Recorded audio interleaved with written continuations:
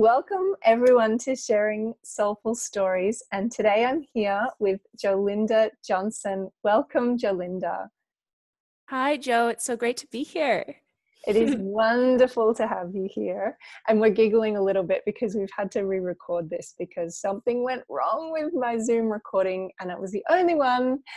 So here we are. I'm going to introduce you to Jolinda for the first time for you, but for the second time for us. So the beautiful Jolinda is a women's health coach. She combines her training as a certified life coach with Beautiful You Life Coaching Academy and a certified holistic health coach with the Institute of Integrative Nutrition, get my words right, to help her clients experience balanced hormones, spiritual connection, and fearless femininity. She's been featured on the cover of Inspired Coach magazine and was nominated for the Beautiful You Life Coaching Academy CEO Shine Award in 2017. While born and raised in Detroit, Michigan, she has called Barcelona, Spain, her home for nearly a decade. And in addition to coaching, she's a single mum to a 4-year-old son and is grateful every day that she finally figured out what it means to be happy and live life on her own terms. And welcome, welcome, welcome again. Thank you so much for being here, Jolinda. Oh, it's my pleasure. And so I realize in your bio that you talk about spirituality. You actually have that word in there. And as you know, we're here to talk about that topic. So I'm going to open with the question, what does spirituality mean to you? So at its core, for me, spirituality is really being connected to something larger than ourselves. To know that it's not only about you all of the time, to know that what you give to others, you give to yourself, and what you withhold from others, you withhold from yourself, because we really are one. And there's no soul that is superior or inferior than the other. We're made of the same stuff, and we're all here to serve out our individual purpose at this specific time that we decided to come into the world. And just living with that knowledge that it's okay to be full you are, and that you'll be accepted for that. That's what spirituality means to me, that being able to just let go of any need you have for being someone else and just fully come home to yourself as a child of God and Goddess. I love that. I really love that connection to, I really like the way that you described that what we give to others, we give to ourselves, and what we withhold from others, we withhold from ourselves, because I feel that if we layered that on everything that we do, it could really change the way we show up in the world in a big way, or indeed show places where we don't feel good about ourselves as well, and maybe where some self-love needs to come in. Thank you so much for sharing that. And has spirituality always been a part of your life, or was there some sort of trigger event that has taken you this direction? Spirituality, well, I won't say that it's always been a part of my life, because I did have a break from it, but it was definitely a part of my childhood, a major part of my childhood. My parents were both Unity students, and they always talked about being connected to something greater than yourself. We started every day with prayer and meditation, ended every day with prayer. And I'm just thinking back to a specific prayer that we always used to say, which was the prayer of protection. The light of God surrounds us. The love of God enfolds us. The power of God protects us. The presence of God watches over us. Wherever we are, God is. That is how we started every day together. And in spite of that, when I was a teenager, I felt the need to separate from those ideas.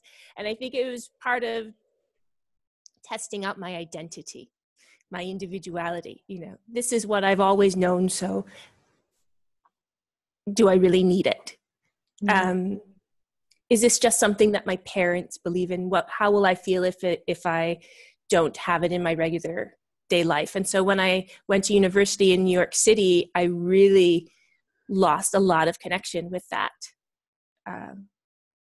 spiritual, well, I would say those spiritual practices and that belief, until I found it again after having my son.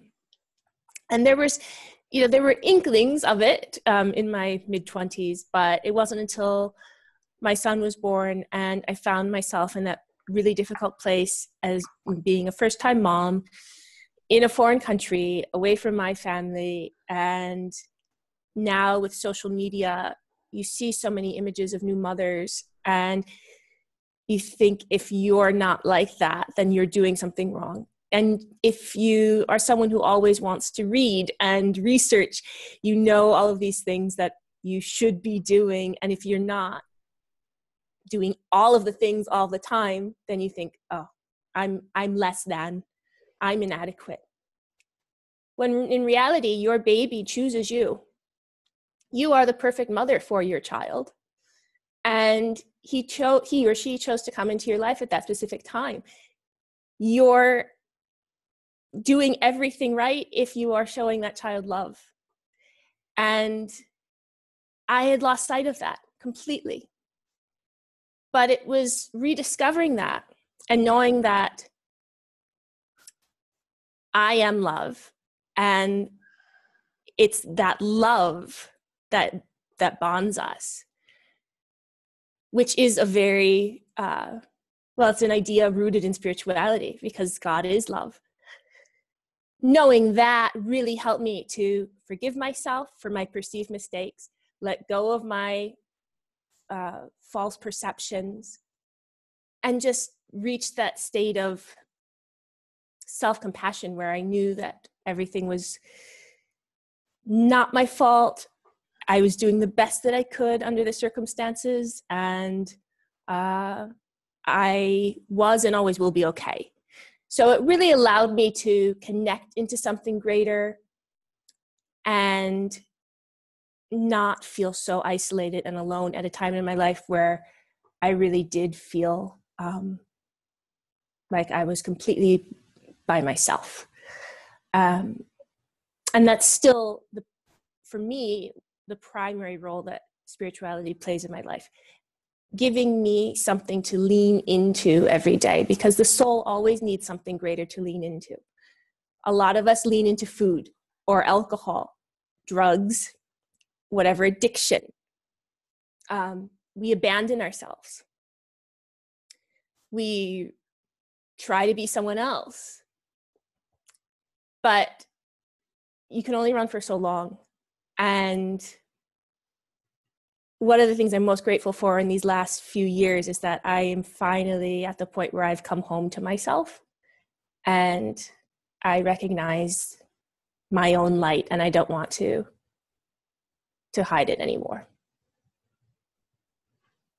And as a coach, one of my greatest joys is helping other women discover that light in themselves, because I can reflect it back.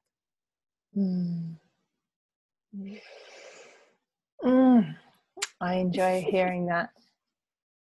And I love that, because I know it will connect with other mothers that have had a similar journey and felt those similar pressures. And it really is an easy trap to fall into in the world that we're living in now, because, as you say, there's like information overload, that it can be hard to, as you say, like your child chose you. So, and learn to trust, and, you know, that you are doing the best, as you say, the best that you can do in that moment, in the circumstances, with what you have.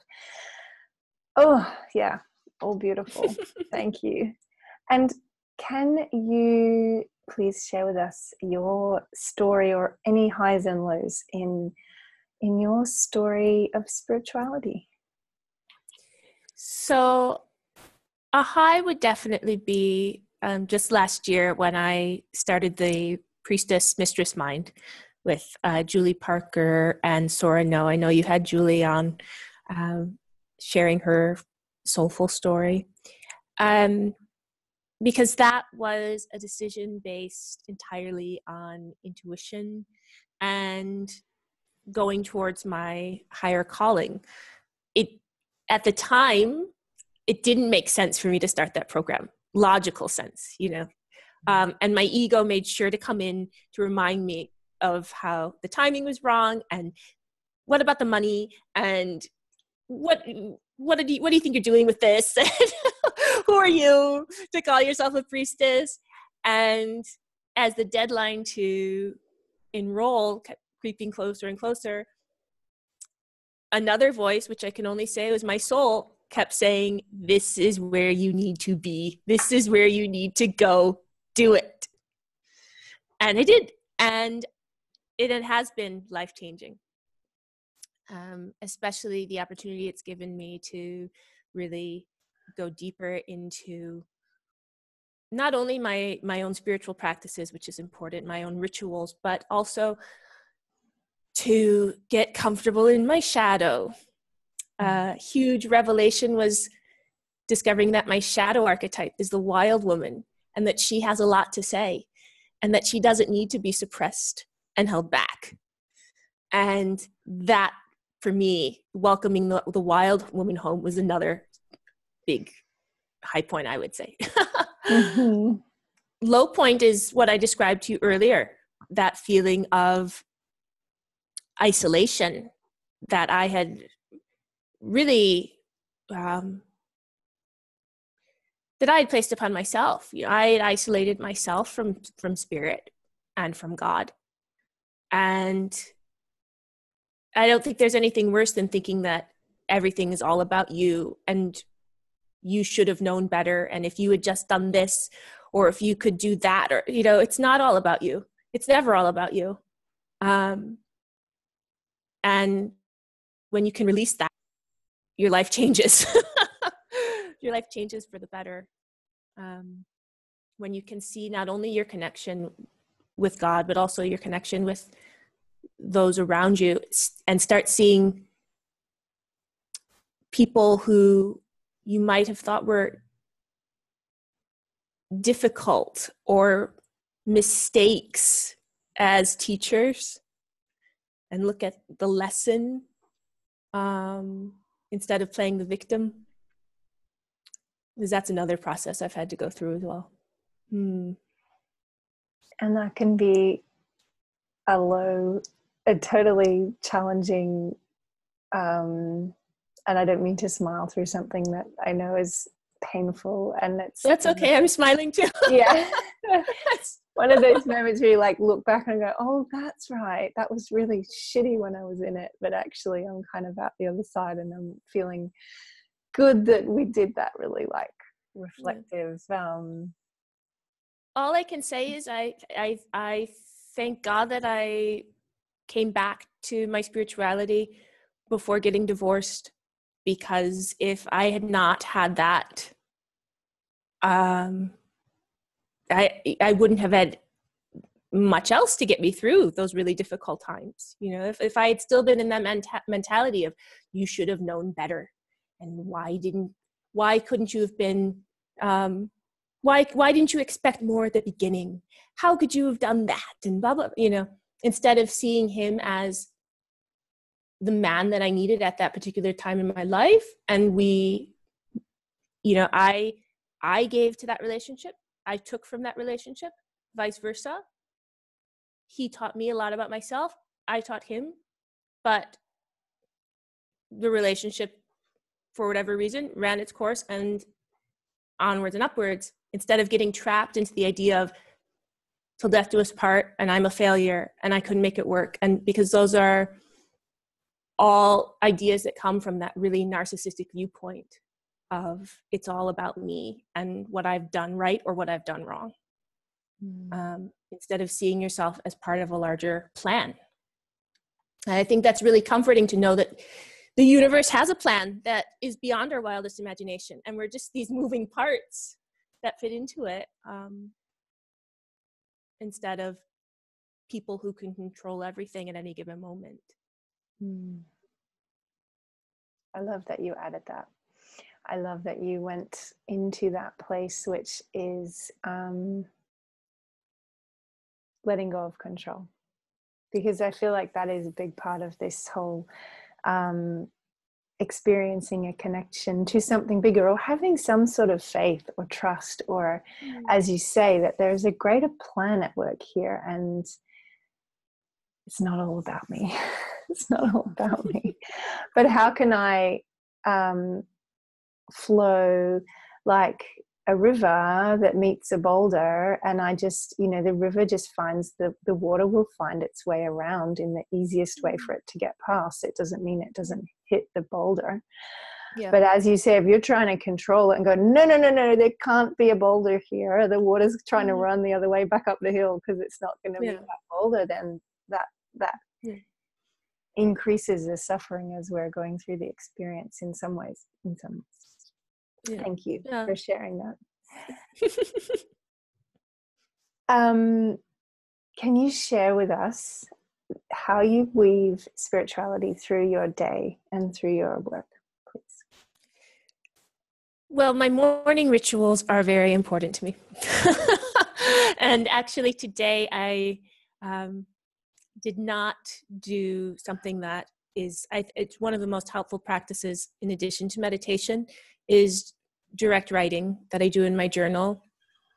Every morning I write 3 pages longhand from my soul to my personality. And it's a combination of what Julia Cameron talks about in the Artist's Way and what Penny Pierce talks about in the Intuitive Way, if any of you are familiar with that. But it allows me to really clear my head and also shine attention on things that might not come out later in the day because they're uncomfortable, or because I don't want to deal with them, or because they're not convenient. So that's a great practice, because it also just it gives my soul a voice. And I feel like sometimes we're so desperate to share our soul's voice and we don't have the container for it.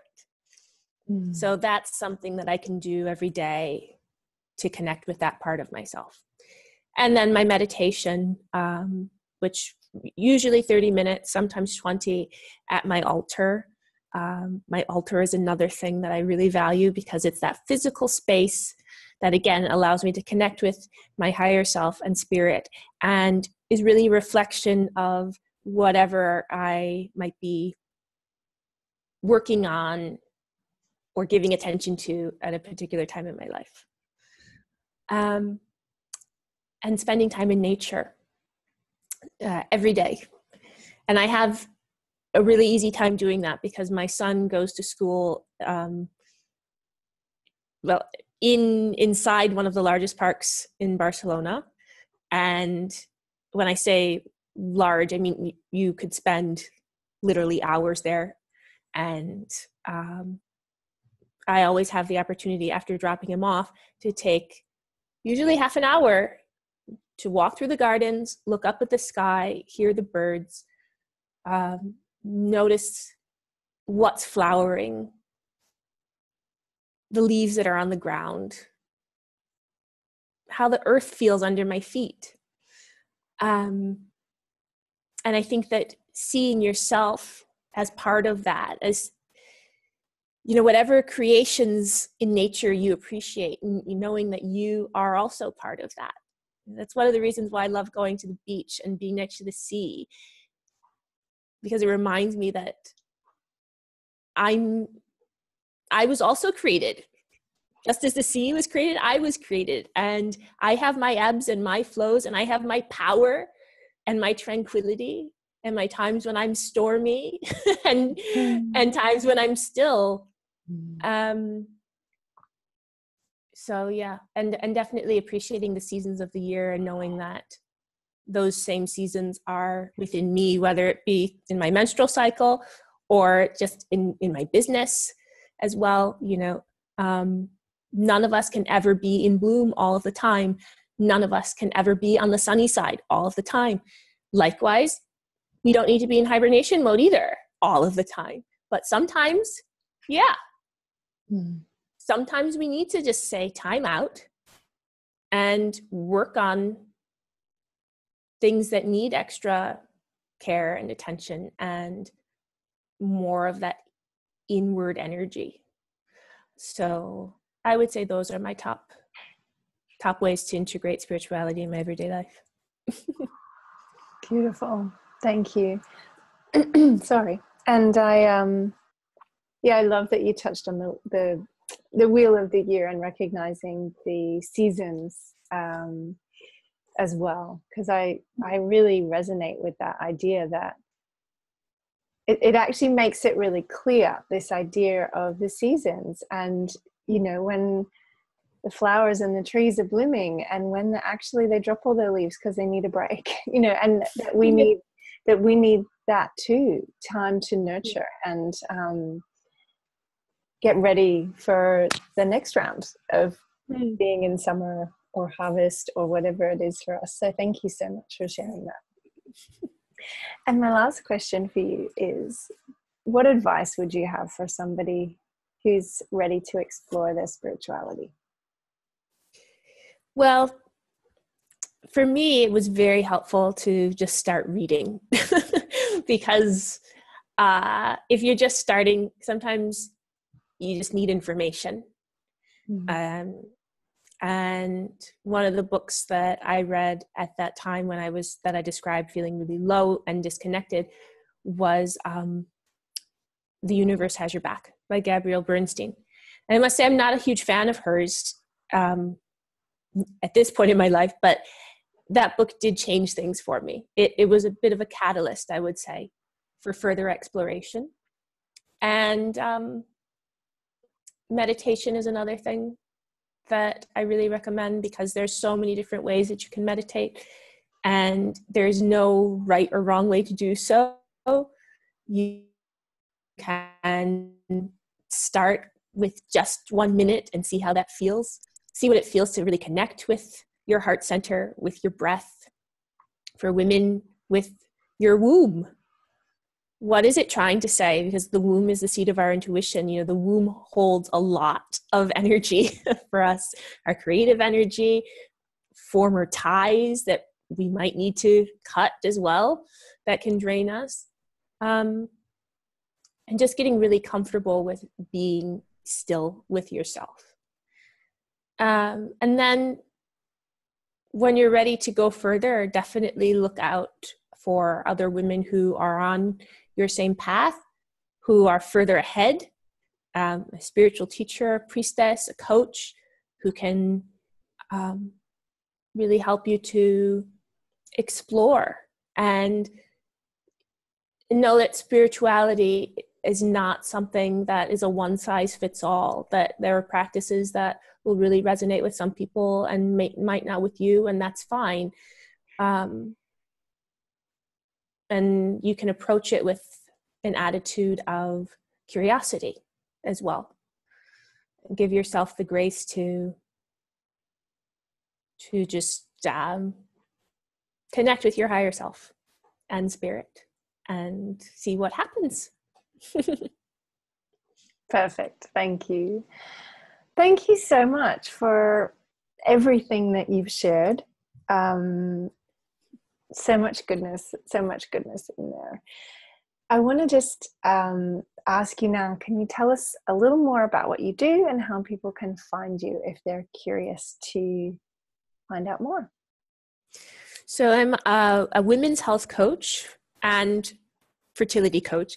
I pause because I am in the process of transition. I was exclusively a fertility coach until I realized that my soul was really calling to connect with women from menarche to menopause, that it wasn't just for women who wanted to become mothers, but really women who want to feel empowered by their health, know how to work with their menstrual cycles, come home to themselves, and just really discover what it feels like to work with that feminine energy and be fierce and fearless in it. So as a women's health coach, I combine health coaching and life coaching, as well as being a priestess, which is something else that I'm stepping into, which is very exciting because as we've been talking, spirituality is such a huge part of my life. And I think it is life-changing when it becomes an integral part of yours. So you can find me at Coach Jolinda on Instagram or Facebook, same handle, or my website, which is jolindajohnson.com. Amazing. Thank you so much for being here with me. I'm really excited and beyond grateful that we managed to have this conversation again. And still captured all the juicy goodness from earlier, and from you for making time. So thank you for that. You're welcome, Jo. And thank you to everybody who has watched this beautiful video with Jolinda or listened to the audio. I hope you enjoyed it. Share any takeaways, ask any questions. We'd love to hear from you, and I will catch you next time on Sharing Soulful Stories. Bye for now.